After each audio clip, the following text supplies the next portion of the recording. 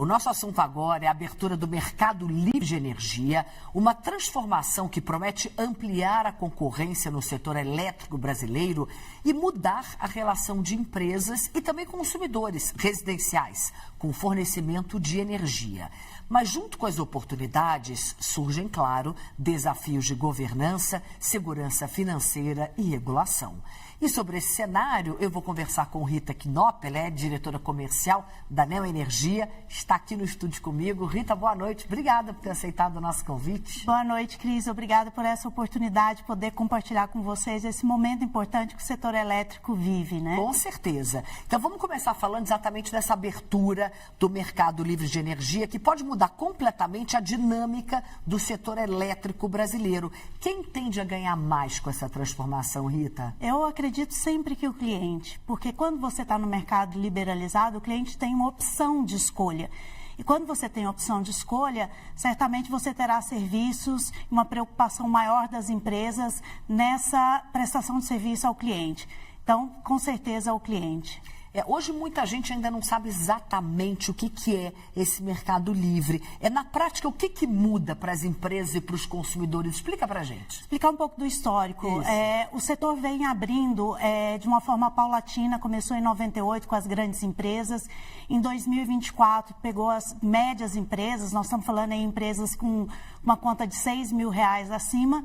E agora, em 2027, novembro de 2027, a gente fala que vai chegar a baixa tensão. O que é a baixa tensão?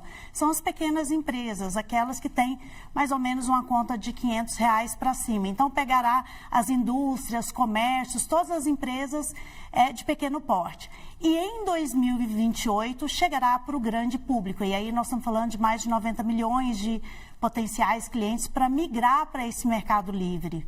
E aí, a partir do momento em que isso acontecer, o brasileiro vai ter uma relação com energia, exatamente como a gente tem hoje com telefonia e internet, comparando preço, comparando fornecedor. A ideia é que seja assim, Rita? É exatamente isso. Quando a gente pega o histórico dos mercados mais maduros, como a Europa, os Estados Unidos, especialmente o Texas, a gente observa que o cliente é capaz hoje lá de comparar a energia e comprar a energia hora a hora. No Brasil, nós somos um mercado mais novo. Pode escolher hora a hora lá? Em alguns países, hora a hora. Então, e você pode escolher sua fonte. Eu quero energia de fonte eólica, de fonte solar.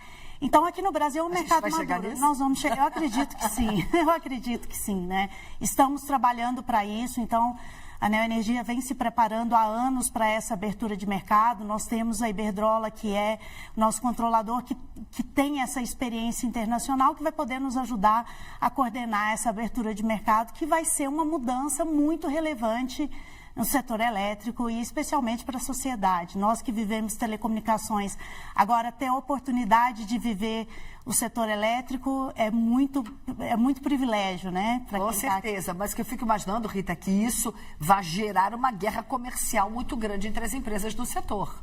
Como em qualquer mercado competitivo, sim, né?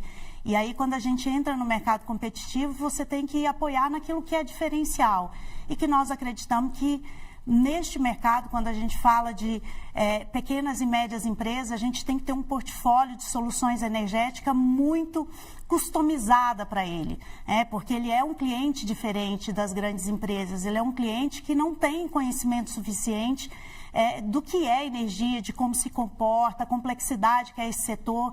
Então, nós acreditamos que chegar com ofertas personalizadas para essas pequenas e médias empresas em uma jornada simples vai ser um grande diferencial. E, naturalmente, quando chegar em 2028 para o grande público, aí tem que ser uma comunicação muito simples. E aí eu acredito que a tecnologia, a inteligência artificial vai nos ajudar muito para que esse processo seja o mais simples possível. Eu espero que até lá você volte aqui muitas vezes para explicar isso para a gente. Mas enquanto não chegamos lá, o que vocês podem oferecer? Você falou dessa questão personalizada. Então não é só preço, é mais do que preço, mas o que é? Hoje, eu acho que é importante esse ponto que você está trazendo, é importante porque hoje as médias empresas já podem migrar. E só para você ter uma ideia, a gente ainda não migrou 55% dessas potenciais empresas que poderiam estar se beneficiando. naturalmente a primeira ideia que vem é a redução de preço. Sim. Mas o mais importante aqui é você ter hoje, nessa nova jornada, nessa nova negociação, a liberdade do cliente de escolher quem é o seu fornecedor, quanto tempo de contrato ele vai ter, a previsibilidade, porque você imagina, nós como cliente, hoje a gente não sabe a tarifa que vai pagar. Esse cliente no Mercado Livre, ele faz contratos de 3, 4, 5, 6, 10 anos. Sabendo exatamente o que ele vai pagar. Então, essa previsibilidade para um empresário no Brasil, sabendo que a energia é uma parte importante dos seus custos, é um diferencial muito relevante que nós acreditamos. Além disso, o que nós na Energia levamos para esse cliente? Nós levamos uma customização. Então, qual é a característica? Vou dar um exemplo. É um setor hoteleiro. O que o setor hoteleiro precisa? Ele tem uma necessidade muito grande de refrigeração e aquecimento de água. Quais são as soluções de descarbonização que nós podemos oferecer? Trocar todo o sistema que ele tem hoje, movido por combustíveis fósseis, por uma eletrificação. Então, a gente faz como se fosse uma consultoria. Nós trabalhamos muito esse conceito internamente, que tem que ser uma venda consultiva, porque nós estamos falando de um setor mais complexo, né? Não é uma comparação simples de preço. Não é mesmo, é complexo. Esse Mercado Livre, ele promete mais competição, já ficou muito claro, mas também traz mais riscos.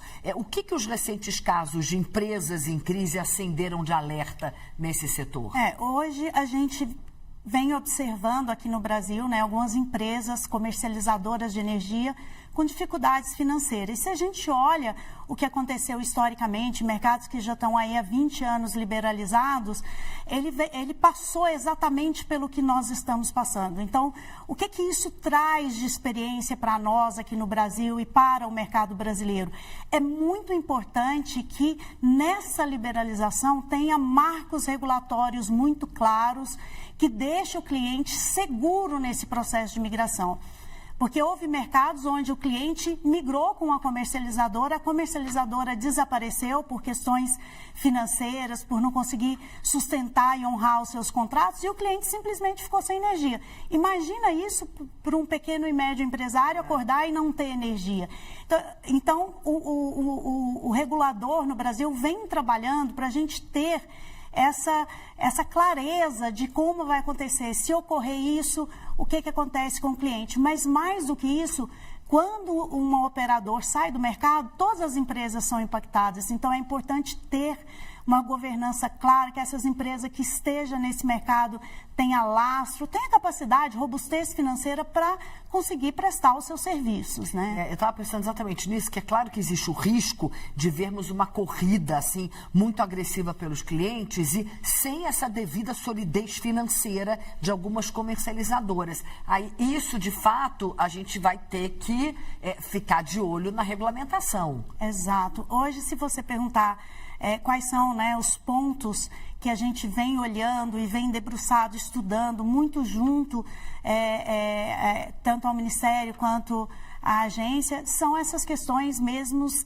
que dar essa segurança, especialmente para o cliente. Porque imagina você, um cliente que não entende, entra numa relação dessa, muda completamente o seu fornecimento de energia e da noite para o dia esse cliente desaparece. Só para você ter uma ideia, embora a gente tenha um volume pequeno ainda de empresas com dificuldades financeiras, hoje os clientes já ficam desassistidos e procuram a Neoenergia, desesperados, ficam 2, 3 dias sem abastecimento de energia. É um impacto muito grande para esse cliente.